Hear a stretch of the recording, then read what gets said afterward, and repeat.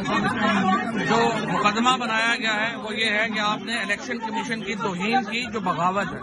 Election commission के ये रवैये हैं और कहते हैं कि हमें आप तनकीद भी न करें, और इस मुल्क में जो बगावत है वो तो फर्ज है। 22 करोड़ लोग इस मुल्क में निकलें और बगावत करें इस निज़ाम से, वरना आपके बच्चे भी इसी निज़ाम में पिस जाएंगे। आज इमरान खान तहरीक इंसाफ आपके हकूक के लिए खड़ी है, हम लोग जेलों में जा रहे हैं, ये खटखड़ियां हमारा जेवर है, कोई मसला नहीं है। हम इनके साथ हम इंशाअल्लाह ताला आजमाइशों में पूरा उतरेंगे, लेकिन ये अवाम का फर्ज है कि वो निकलें और इस निज़ाम को बदलने के लिए अपना हिस्सा डालें इंशाअल्लाह।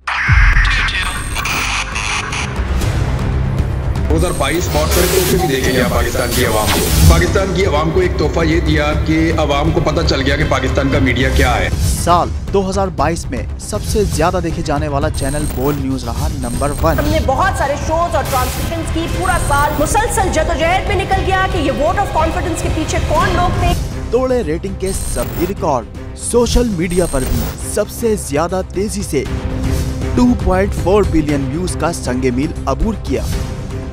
एंकर्स को भी आवाम में सबसे ज्यादा मकबूलियत मिली और सोशल मीडिया पर भी बोल रहा सब पर भारी। सब्सक्राइब करें और बेल दबाएं ताकि कोई खबर रह न जाए।